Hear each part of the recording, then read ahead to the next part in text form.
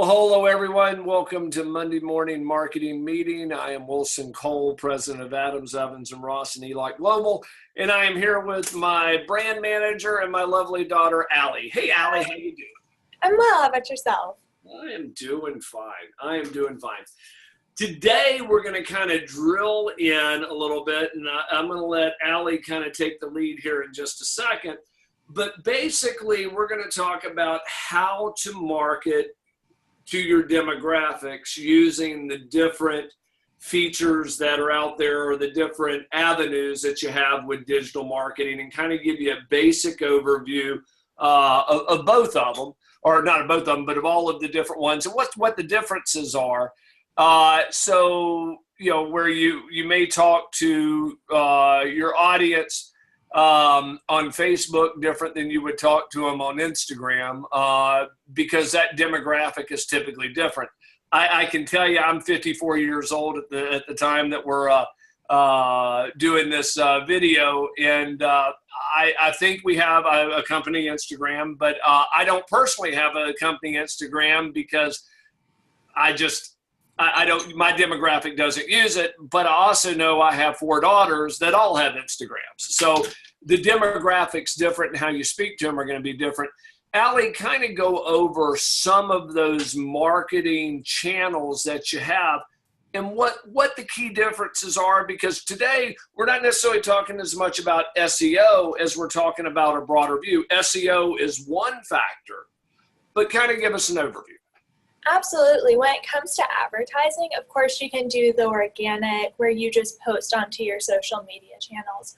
But you can also buy sponsored posts or boost your post in all these different platforms, LinkedIn, Facebook, Instagram.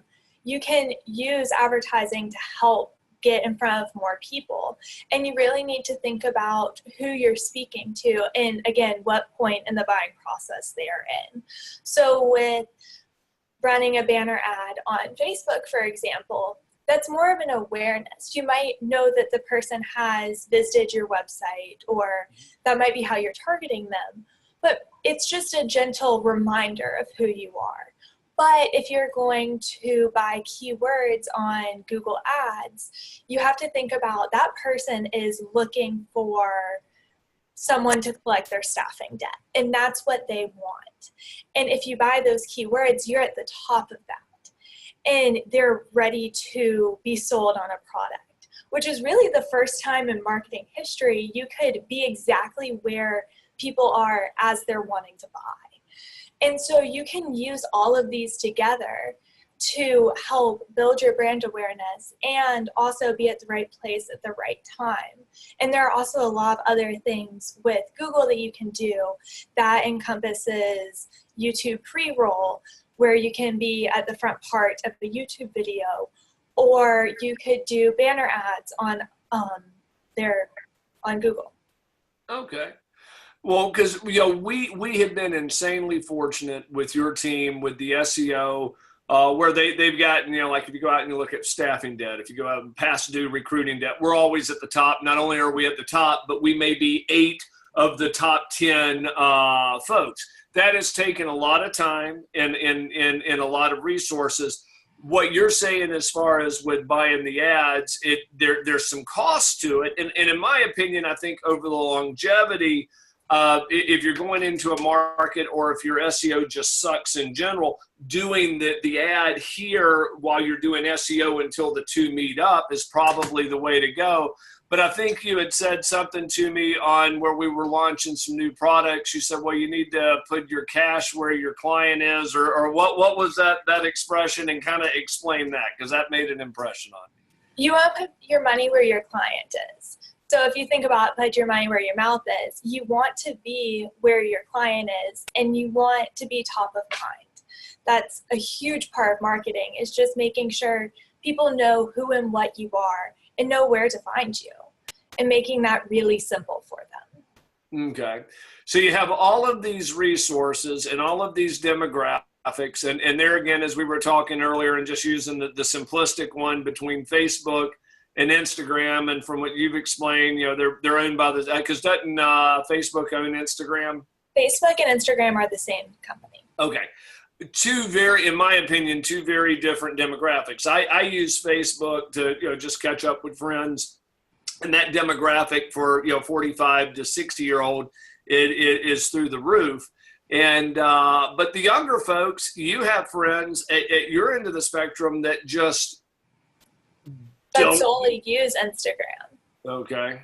Wow. So it can really go either way. And then LinkedIn is a completely different beast when you think about it too, because you're not going to post the same things on LinkedIn as you would on Facebook. You're going to be posting more articles and work-related topics on LinkedIn, where you wouldn't necessarily do that on Facebook or Instagram.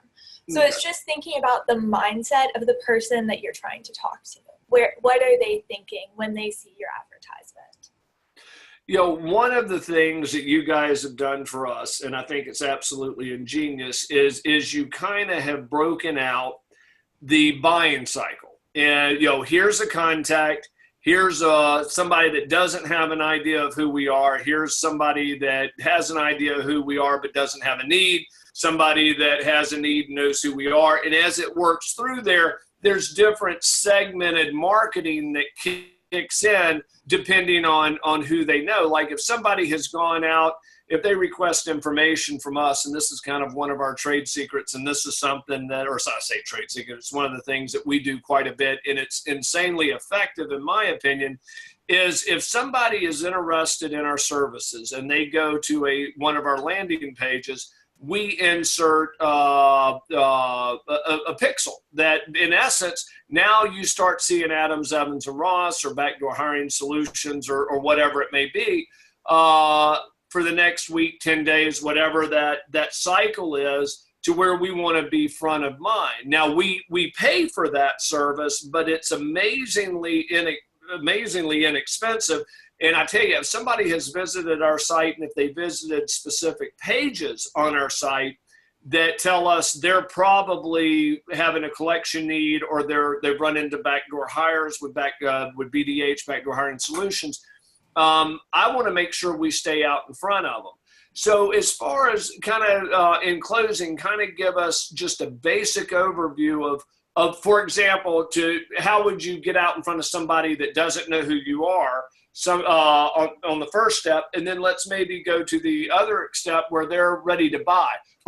We don't have time to do all of it, but kind of give us both ends of that spectrum.